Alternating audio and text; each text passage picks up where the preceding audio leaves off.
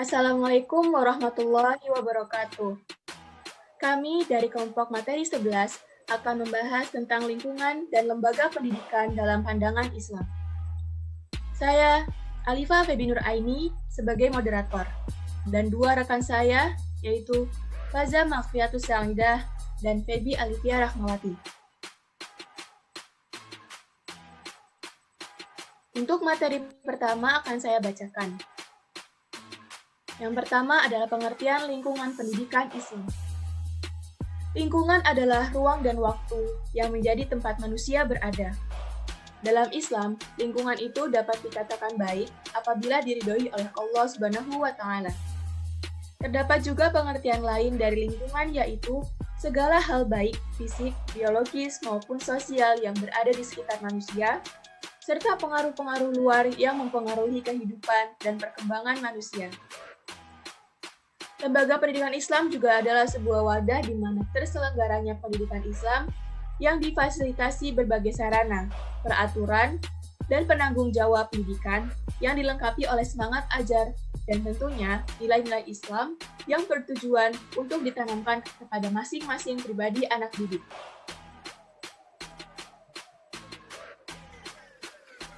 Selanjutnya ada peranan keluarga dalam pendidikan.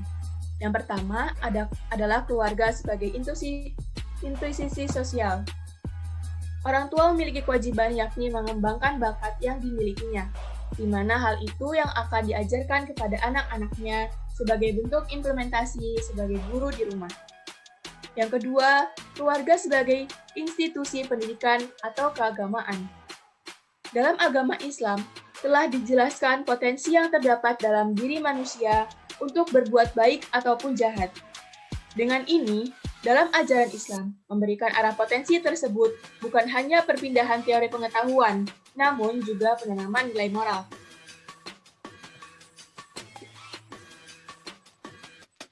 Selanjutnya ada lingkungan sekolah.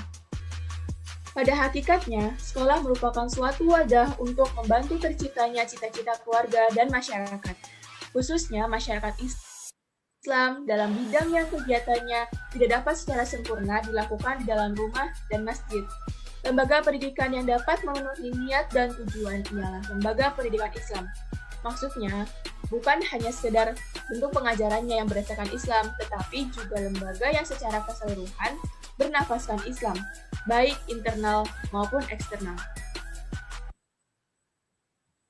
Untuk materi selanjutnya akan dibacakan oleh rekan saya, yaitu Febi, kepadanya dipersilakan.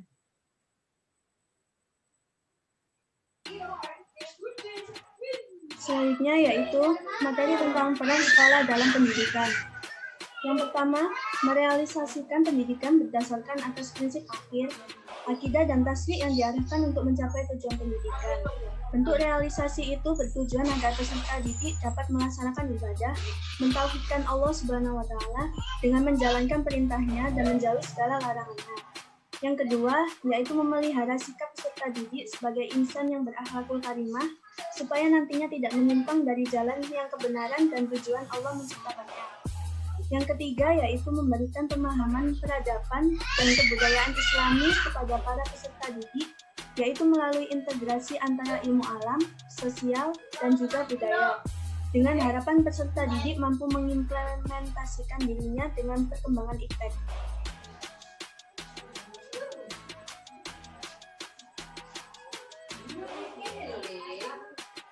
Selanjutnya yaitu mengenal lembaga pendidikan Islam pada zaman Rasulullah hingga tabi'in. Yang pertama ada Darul Al-Arqam. Rasulullah SAW menggunakan rumah Arqam bin Abi Al-Arqam di Al-Safa sebagai tempat pertemuan dan pengajaran dengan para sahabat. Di Al-Arqam, Rasulullah SAW mengajar wahyu yang telah diterimanya kepada kaum muslimin. Beliau juga membimbing mereka menghafal, menghayati, dan mengamalkan ayat-ayat suci yang diturunkan kepadanya. Yang kedua, masjid. Masjid Quba merupakan masjid pertama yang dijadikan Rasulullah untuk mengajar dan memberikan khutbah dalam bentuk halaqah, di mana para sahabat duduk mengelilingi beliau untuk mendengar dan melakukan tanya jawab berkaitan urusan agama dan kehidupan sehari-hari. Yang ketiga, Sufa. Al-Sufa merupakan bangunan yang bersambung dengan masjid. SUPA sama saja seperti sekolah karena kegiatan pengajaran dan pembelajaran dilakukan secara teratur dan sistematik. Yang keempat ada Alkitab. Kutab adalah sejenis tempat belajar yang mula-mula lahir di dunia Islam. Awalnya kutab berfungsi sebagai tempat memberikan pelajaran membaca dan menulis bagi anak-anak. Namun, lembaga pendidikan tersebut tidak mendapat perhatian dari masyarakat Arab. Sebelum kedatangan Islam, hanya 17 orang Quraisy yang tahu membaca dan menulis dilakukan oleh guru-guru yang mengajar secara sukarela.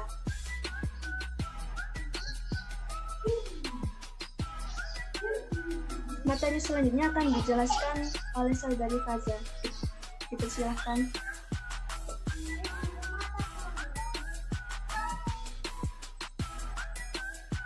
Selanjutnya saya akan menjelaskan tentang problematika pendidikan Islam.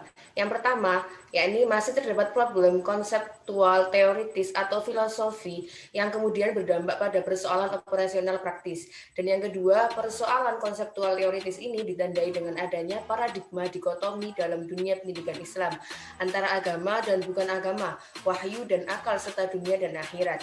Dan yang ketiga, kurangnya respon pendidikan Islam terhadap realitas sosial sehingga peserta didik jauh dari lingkungan sosial kultural mereka. Pada saat mereka lulus dari lembaga pendidikan Islam, mereka akan mengalami social shock.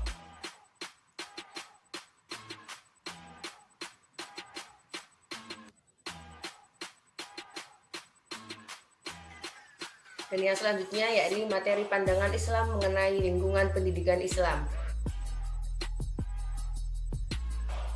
Manusia merupakan makhluk sosial. Hal ini sinkron terhadap ayat Al-Quran yang berbunyi, "Khalaqal insana min 'alaq", tidak hanya diterjemahkan sebagai menciptakan manusia dari segumpal darah ataupun sesuatu yang berdempet di dinding rahim. Namun bisa diartikan dengan diciptakan dinding dengan keadaan selalu bergantung terhadap pihak lain. Dari hal tersebut dapat kita ketahui jika manusia dan seluruh karakternya serta pertumbuhannya adalah hasil perolehan dua sebab, yakni sebab keturunan dan sebab lingkungan di mana ia tinggal. Lingkungan yang menyenangkan dapat mendukung terlaksananya suatu pendidikan yang dibutuhkan dan dapat berdampak dengan pencapaian tujuan pendidikan yang diinginkan. Begitu pula sistem pendidikan dalam Islam. Lingkungan wajib dibuat sedemikian rupa sehingga selaras terhadap karakter pendidikan Islam tersebut.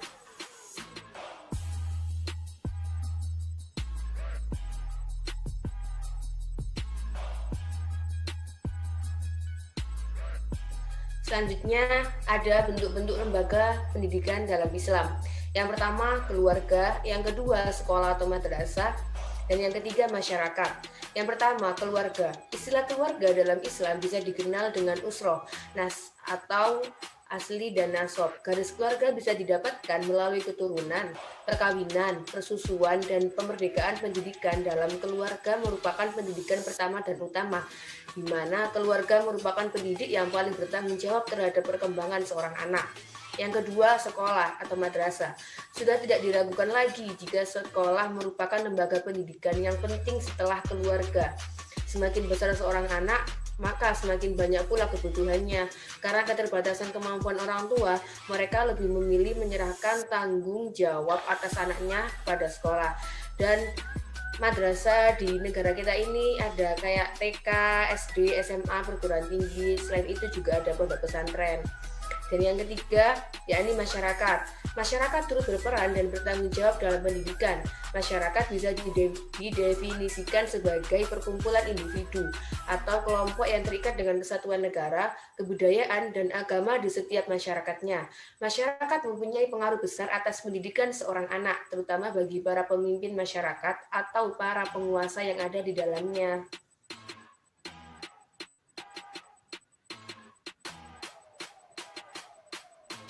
Oke, sekian presentasi dari kami. Apabila ada salah, mohon maaf. Sekian, wassalamualaikum warahmatullahi wabarakatuh. Bye-bye.